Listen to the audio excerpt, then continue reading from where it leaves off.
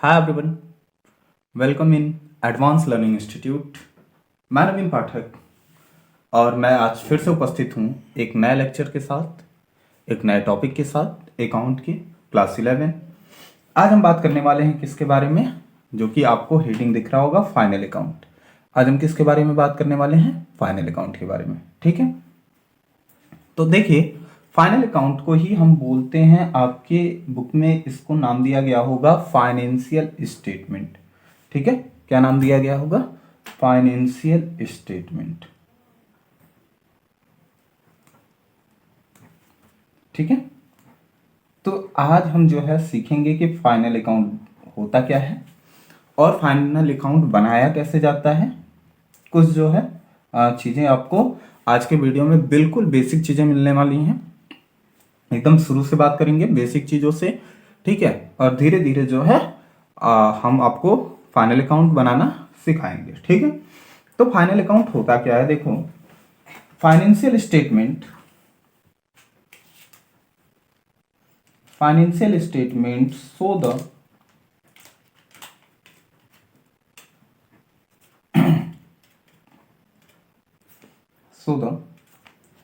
financial performance of an enterprise।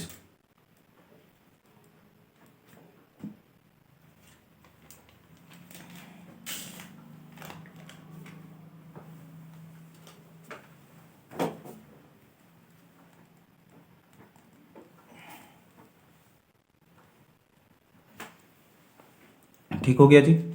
चलिए, तो financial statement क्यों बना जाता है? Financial statement show the financial performance of an enterprises, यानी कि किसी भी इंटरप्राइजेस की फाइनेंशियल पोजीशन क्या है। दैट मीन्स कि वो प्रॉफिट या लॉस में है। ठीक है, ये पता करने के लिए हम क्या बनाते हैं? फाइनल अकाउंट बनाते हैं। ठीक है, मतलब ऐसे समझिए कि आपकी मार्कशीट साल भर में फाइनल एग्जाम के बाद आपको मार्कशीट दी जाती है।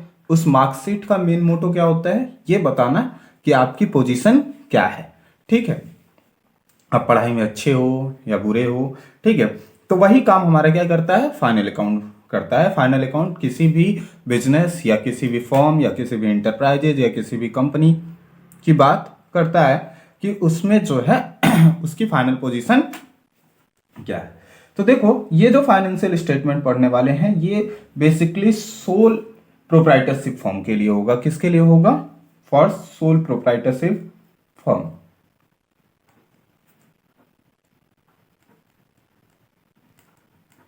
ओके, क्लियर है? आपको बात समझ में आ रही होगी कि हम किसकी बात करने वाले हैं? सोल प्रोप्राइटरशिप फॉर्म की। अब देखो, फाइनेंशियल अकाउंट में आपको तीन चीजें पढ़नी है। पहला तो है ट्रेडिंग अकाउंट। ठीक है, क्या पढ़ना है जी? Trading account. ट्रेडिंग अकाउंट में आपको क्या मिलेगा? ग्रॉस प्रॉफिट, यानी कि जब आप ट्रेडिंग अकाउंट बनाएंगे तो उसके रिजल्ट में आपको क्या मिलने वाला है? Gross profit. ठीक है, दूसरी चीज होती है हमारी जो है, दूसरा जो हम बनाते हैं वो है प्रॉफिट एंड लॉस अकाउंट, यानी कि P&L, प्रॉफिट एंड लॉस।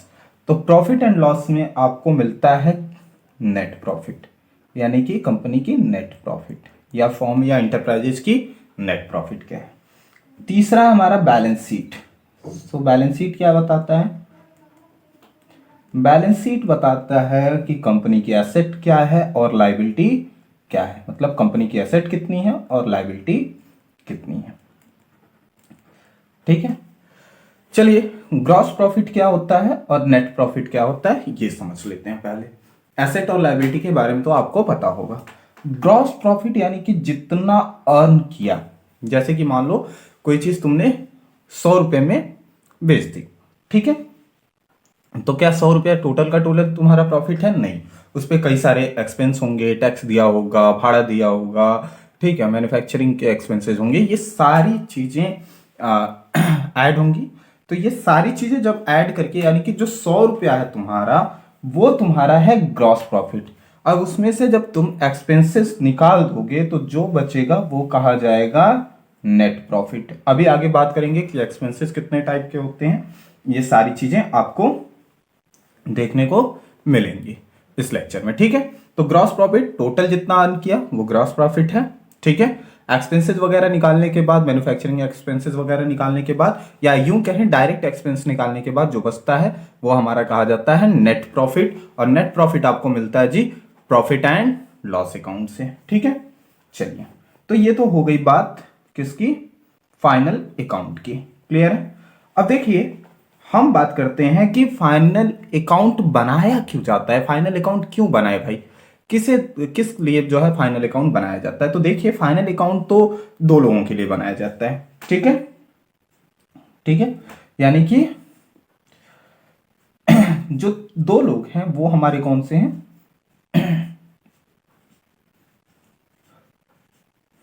ठीक है, फाइनेंशियल स्टेटमेंट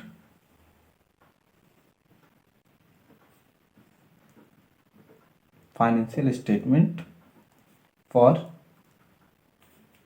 यूजर्स, ठीक है। अब किसी भी फॉर्म या कंपनी के दो यूजर्स हो सकते हैं, एक को बोलते हैं हम क्या, इंटरनल यूजर्स। क्या बोलते हैं बच्चा लोग, इंटरनल यूजर्स। और दूसरे होते हैं एक्सटर्नल यूजर्स, ठीक है। पहला हो गए हमारे इंटरनल यूजर्स और दूसरे हो गए एक्सटर्नल यूजर्स। इंटरनल यूजर्स में कौन कौन आते हैं, इंटरनल यूजर में हो गए आपके जो है मैनेजमेंट, जैसे कि मैनेजमेंट, ठीक है। मैनेजमेंट को पता होना चाहिए कि कंपनी किस तरीके से परफॉर्म कर रही है, ठीक है। उसके बेसिस पे ही हम आगे की जो है पॉलिसी वगैरह जो है मैनेजमेंट क्या करती है, तय करती है या बनाती है, ठीक है। तो इंटरनल यूजर्स। एक्सटर्नल यूजर में कौन कौन से हैं, जैसे आपके कस्टमर हो गए, इन्वेस्टर्स हो गए, ठीक है, आपके जो है शेयर होल्डर्स हो गए, या फिर जो है गवर्नमेंट हो गई। ये सारे लोग क्या आते हैं, किस में आते हैं, एक्सटर्नल यूजर्स में। क्या आते हैं, एक्सटर्नल यूजर, ठीक है। तो फाइनेंशियल स्टेटमेंट जनरली जो है दो लोगों के लिए बनाया जाता है, दो लोगों के लिए नहीं, ऐसे तो आप लिस्ट देखेंगे तो बहुत सारे लोग हैं, लेकिन हम उनको दो पार्ट में डिवाइड कर लेते हैं। एक को हम बोलते हैं इंटरनल यूजर्स और दूसरे को बोला जाता है एक्सटर्नल यूजर्स, क्लियर है। तो इंटरनल यूजर्स और एक्सटर्नल यूजर्स। इंटरनल यूजर्स मतलब जो मैनेजमेंट से रिलेटेड लोग हैं, ठीक है, जो कंपनी का मैनेजमेंट वगैरह देखते हैं वो हमारे आते हैं इंटरनल यूजर्स में, ठीक है। और बाकी जो लोग हैं वो हमारे आते हैं एक्सटर्नल यूजर्स में, यानी कि उनका भी जो है कंपनी के स्टेटमेंट से या फाइनेंशियल स्टेटमेंट से क्या है, लेना देना होता है। अब देखो फाइनेंशियल स्टेटमेंट बनाने के लिए बच्चा लोग आपको दो चीजें पता होनी चाहिए, ठीक है। एक तो कैपिटल और दूसरा रेवेन्यू। कैपिटल क्या है और रेवेन्यू क्या है, ठीक है। अब इसी कैपिटल या रेवेन्यू को हम दो पार्ट में डिवाइड कर देते हैं। आपका एक चैप्टर भी है कैपिटल एंड रेवेन्यू, ठीक है। इसी कैपिटल एंड रेवेन्यू को हम दो पार्ट में डिवाइड कर लेते हैं। एक को हम बोलते हैं कैपिटल एक्सपेंडिचर। क्या बोलते हैं बच्चा लोग, कैपिटल एक्सपेंडिचर। और दूसरे को हम बोलते हैं, ठीक है, रेवेन्यू एक्सपेंडिचर। क्या बोलते हैं, रेवेन्यू एक्सपेंडिचर, ठीक है।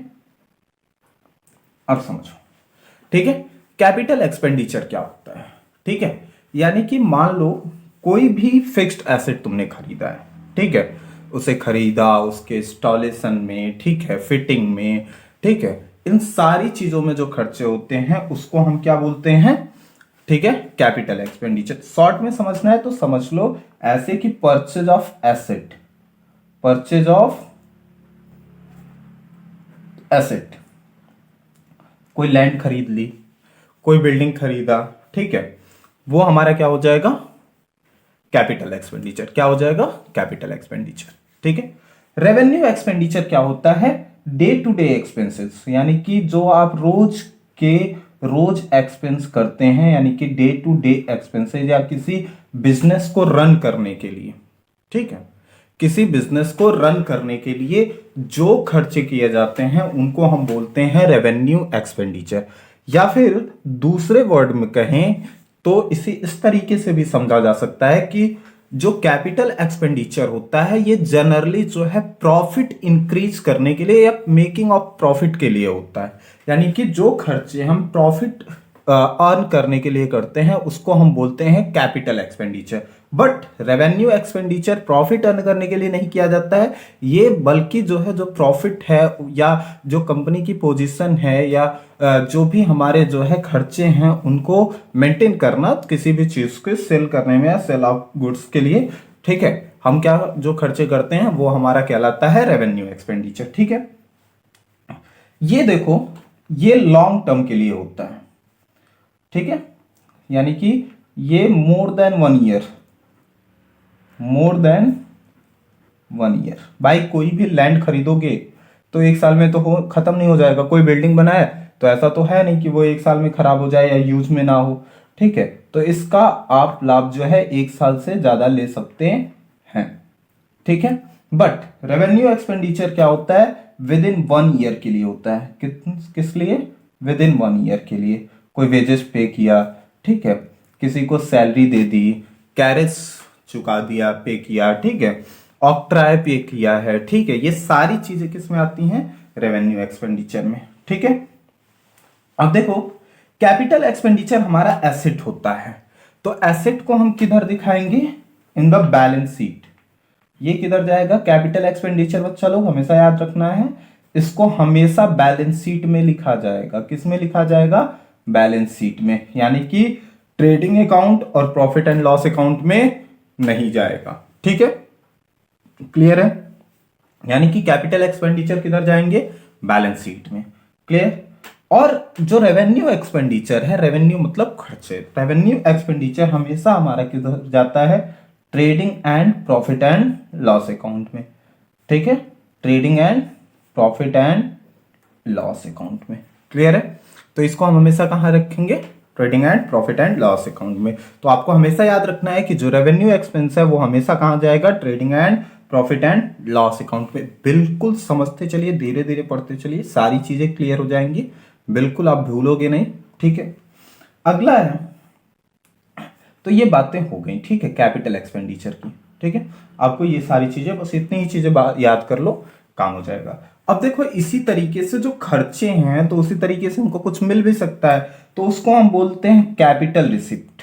क्या बोलते हैं बच्चा लोग, कैपिटल रिसिप्ट्स, ठीक है। और इसी तरीके से हमारा होता भी है रेवेन्यू रिसिप्ट, ठीक है, capital receipt and revenue receipt, clear है।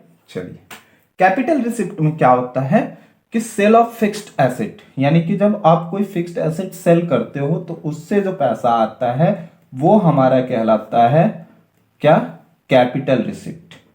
मतलब कैपिटल को बेचा, उससे जो पैसा मिला वो हमारा क्या है, capital receipt, sale of fixed asset, ठीक है। दूसरा है हमारा sale of manufacturing goods, sale of manufacturing goods, ठीक है, या जो आप सामान बना रहे हो उसको सेल करके जो भी आप अर्न कर रहे हो वो हमारा किस में आता है, रेवेन्यू रिसिप्ट। मान लो एक पेन बनाने की कंपनी है मेरी, मैंने इस पेन को बनाया, इसे बेचा, जो पैसा आया वो रेवेन्यू रिसिप्ट, ठीक है। मैंने इस पेन को बनाने के लिए एक बिल्डिंग ले रखी थी, वो बिल्डिंग यूज में नहीं है, उस बिल्डिंग को बेच दिया, ठीक है, तो उससे जो पैसा आया वो कैपिटल रिसिप्ट, क्लियर है, ठीक।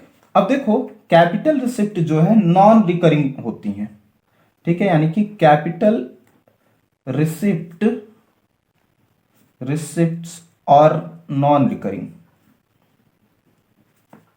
और नॉन रिकरिंग। नॉन रिकरिंग का मतलब क्या होता है कि ये बार बार नहीं होती हैं, ठीक है, ये बार बार नहीं होगा। ऐसा नहीं है कि रोज आप जो है बिल्डिंग परचेस करो सेल करो, लैंड परचेस करो सेल करो, ऐसा नहीं है, इसलिए ये कभी कभार होती हैं। लेकिन ये क्या होता है, ठीक है, ये हमारा रिकरिंग होता है, यानी कि रेवेन्यू रिसिप्ट और रिकरिंग ये डे टू डे होता है, रोज बेचेंगे, ठीक है, ठीक, क्लियर है। मतलब ये बार बार होगा, ठीक है, और ये बार बार नहीं होता है। अगला है, ठीक है, कैपिटल रिसिप्ट जो है ओरिजिनल कोर्स ऑफ बिजनेस नहीं होता, it is not a it is not a original course of business. ठीक है भाई, पेन बनाने की कंपनी है तो रोज हम बिल्डिंग परचेज या सेल तो करेंगे नहीं। ठीक है, और क्या है जो रेवेन्यू रिसिप्ट है ये क्या है, ओरिजिनल कोर्स ऑफ बिजनेस होता है। It is a original course of business, मतलब हमारा काम ही यही है। ठीक है, पेन बनाना और बेचना। ठीक है, बट बिल्डिंग खरीदना और बेचना हमारा काम नहीं है। तो ये ओरिजिनल कोर्स ऑफ बिजनेस नहीं है, कैपिटल रिसिप्ट। वहीं रेवेन्यू रिसिप्ट हमारा क्या होता है, ओरिजिनल कोर्स ऑफ बिजनेस। ठीक है, ठीक। अगला देखो, capital receipt is normally not going to the owner as profit. यानी कि कैपिटल रिसिप्ट को हम जो है ओनर को प्रॉफिट के रूप में नहीं देते हैं। ठीक है, यानी कि कैपिटल रिसिप्ट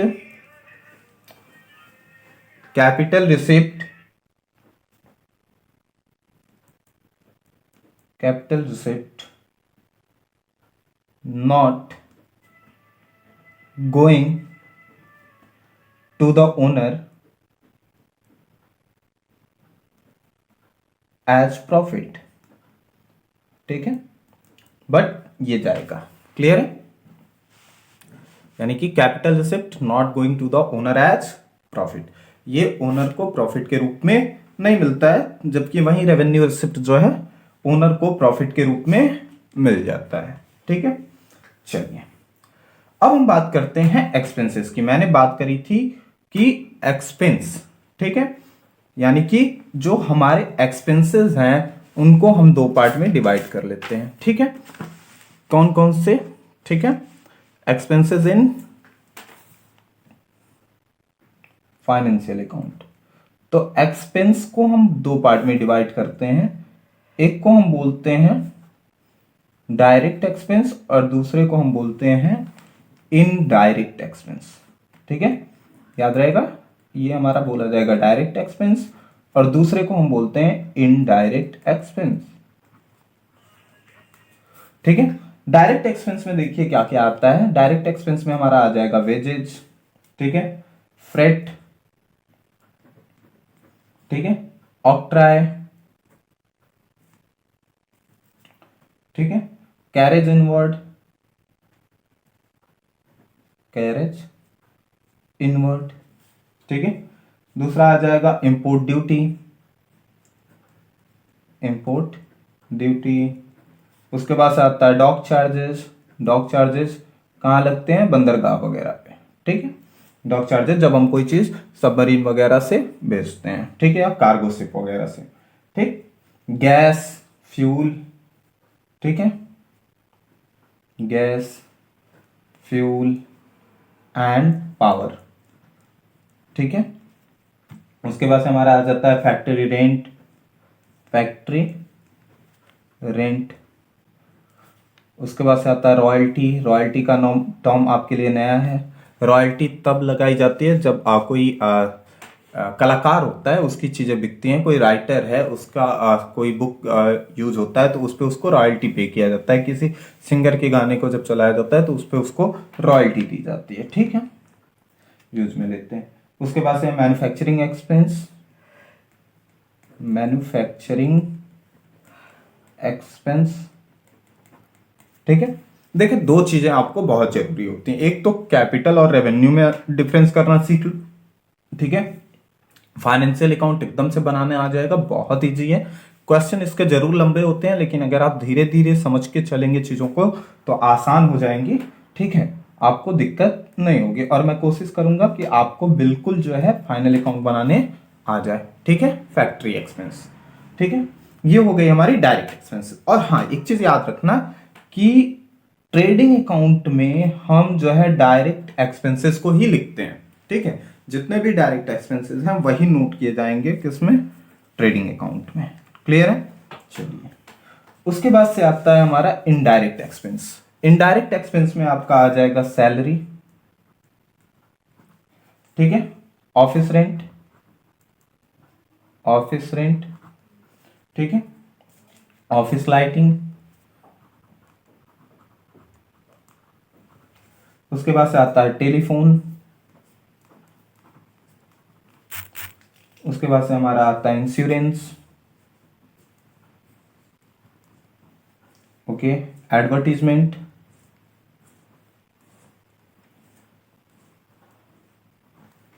क्लियर है। उसके बाद से हमारा आ जाएगा इलेक्ट्रिसिटी,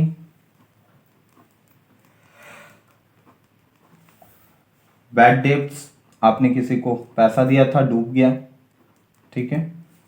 उसके बाद से आएगा पैकिंग चार्जेस, पैकिंग चार्जेस। उसके बाद से आता है स्टाफ वेलफेयर,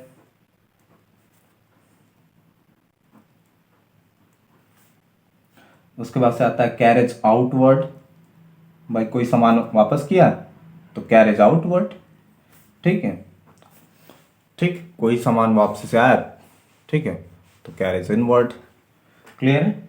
चलिए, ट्रेड एक्सपेंसेस, ये सभी की सभी चीजें हमारी आती हैं किसमें, इनडायरेक्ट एक्सपेंस, और इनडायरेक्ट एक्सपेंस को हम ट्रेडिंग अकाउंट में नहीं लिखेंगे। तो आज हम सबसे पहले बात करने वाले हैं किसकी, ट्रेडिंग अकाउंट की। तो फॉर्मेट ऑफ ट्रेडिंग अकाउंट, ठीक है, हम क्या बनाएंगे, फॉर्मेट ऑफ ट्रेडिंग अकाउंट, ठीक है। तो बात करेंगे किसकी, फॉर्मेट ऑफ ट्रेडिंग अकाउंट की, format of trading account, clear है, फॉर द ईयर एंडेड। ये जरूर लिखना होता है जो भी आपको डेट दिया हो, और जनरली जो है आपको अकाउंटिंग पीरियड ही मिलेगा, ठीक है, क्लियर है, ठीक है।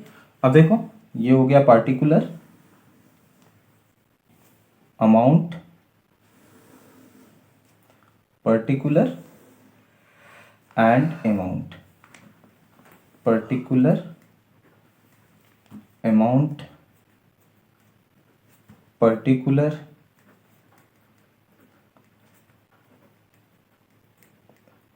Amount, clear. चलिए, इसमें लिखेंगे क्या, टू ओपनिंग स्टॉक, ठीक है, टू परचेज, ठीक है।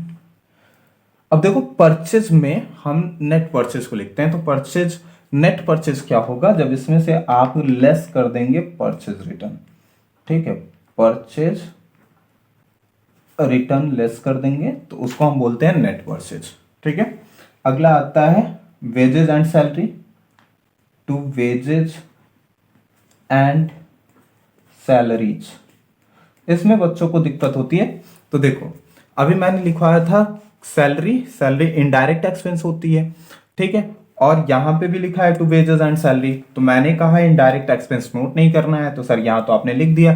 तो देखो यहां पे क्लियर नहीं है कि सैलरी तुमने कितनी दी या वेजेस कितनी दी, तो तुमने लिख दिया wages and salary, that means हम यहाँ पे वेजेस को मान लेंगे क्या, डायरेक्ट एक्सपेंस, ठीक है, और सैलरी एंड वेजेस लिखा होगा तो हम क्या मान लेंगे, इनडायरेक्ट एक्सपेंस, ठीक है। तो इसे लेके कंफ्यूजन में मत रहना, क्लियर है, बस देखना है कि लिखा क्या है, ठीक है। उसके बाद से आता है टू डायरेक्ट एक्सपेंस, जो भी आएगा, ठीक है, to carriage inward, carriage inward, ठीक है, टू फ्रेट एंड कॉर्टेज, बात सेम होती है, फ्रेट एंड कॉर्टेज, ठीक है। उसके बाद से ये भी इनवर्ड ध्यान रखेंगे, to manufacturing expenses, manufacturing expense, ठीक है, to factory power and fuel, to factory power and fuel, अगर कुछ नहीं दिया है केवल पावर और फ्यूल दिया है तो भी आप फैक्ट्री पावर और एंड फ्यूल ही मानेंगे, ठीक है। टू ग्रॉस प्रॉफिट, इसके बाद से यहां आता है ग्रॉस प्रॉफिट, अगर ये साइड बड़ी है तो ये हो जाएगा ग्रॉस प्रॉफिट, और ग्रॉस प्रॉफिट को हम ट्रांसफर कर देते हैं किधर, ठीक है, प्रॉफिट एंड लॉस अकाउंट में, ट्रांसफर इन P&L, ठीक है, अच्छा सर, ये हो गया हमारा डेबिट साइड में क्या क्या रिकॉर्ड होगा, ये होता है हमारा क्रेडिट साइड। क्रेडिट साइड में क्या जाएगा वो देखते हैं, ठीक है। इसमें आपका पहला जाएगा बाय सेल, ठीक है। तो नेट सेल लेंगे, तो नेट सेल के लिए उसी तरीके से लेस कर देना है आपको सेल्स रिटर्न, ठीक है, क्लियर। उसके बाद से हमारा जाएगा बाय स्क्रैप सेल्स, कोई स्क्रैप है अगर आपने सेल किया है तो उसे भी लिख देंगे, ठीक है। उसके बाद से बाय क्लोजिंग स्टॉक, ठीक है। उसके बाद से अगर ये साइड बड़ी आती है तो लिख देंगे क्या, by gross loss, gross loss, ठीक है। और इसे भी ट्रांसफर कर देंगे प्रॉफिट एंड लॉस अकाउंट में, क्लियर है। चलिए अब टर्म आता है कि भाई कॉस्ट ऑफ गुड्स सोल्ड कैसे निकालें। कॉस्ट ऑफ गुड्स सोल्ड यानी कि जो आपने सेल किया है उसका कॉस्ट अगर आपको पता करना है तो कैसे करेंगे, कॉस्ट ऑफ गुड्स सोल्ड को कैसे निकालें। तो यहां पे हम बात करेंगे किसकी, पहले होती है ओपनिंग स्टॉक, ठीक है। फिर सारे डायरेक्ट एक्सपेंसेस जोड़ दो plus purchase plus direct expense minus closing stock, ठीक है। तो opening stock plus purchase plus direct expense minus closing stock, ठीक है। तो ये होता है तरीका निकालने का। अब चलिए एक क्वेश्चन लेते हैं और बना के देखते हैं कि ट्रेडिंग अकाउंट कैसे बनेगा, ठीक है।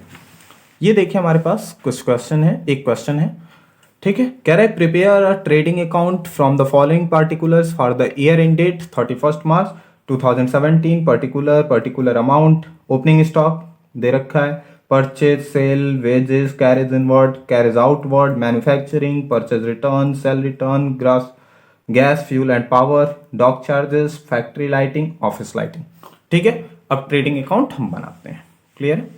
चलिए तो ट्रेडिंग अकाउंट बनाने के लिए हम क्या बनाएंगे, ठीक है, date particular amount and particular amount, ऊपर लिख लेंगे ट्रेडिंग अकाउंट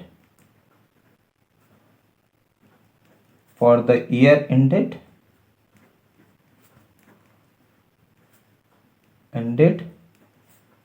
31 मार्च, ठीक है, 2017। चलिए तो ये होता है पर्टिकुलर अमाउंट पर्टिकुलर अमाउंट, ठीक है। चलिए तो ओपनिंग स्टॉक दे रखा है, लिखेंगे टू ओपनिंग स्टॉक,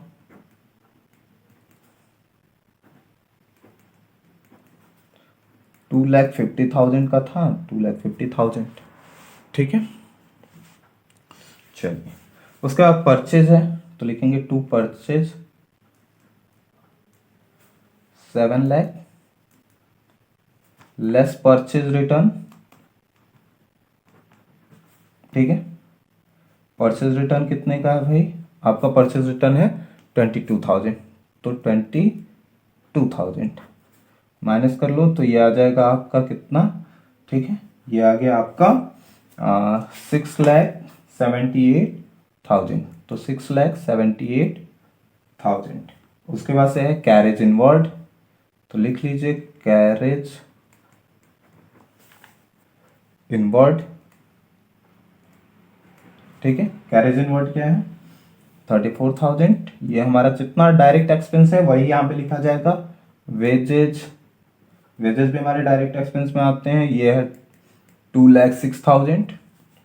उसके बाद से है कस्टम ड्यूटी, कस्टम ड्यूटी भी हमारी क्या है, या इंपोर्ट ड्यूटी, ठीक है, ये हमारा डायरेक्ट एक्सपेंस है 50,000। Gas fuel and power, gas fuel and power ये हमारा 60,000, तो 60,000। डॉक चार्जेस हमारे हैं, डॉक चार्जेस हमको दे रखा है कितना 8,000, तो 8,000, ठीक है। उसके बाद से दे रखा है फैक्ट्री लाइटिंग, फैक्ट्री लाइटिंग जो हमारा जाएगा वह 96,000। ठीक है, चलिए इस साइड देखते हैं। क्रेडिट में सेल्स जाएगा, तो सेल्स हो गया हमारा कितने का,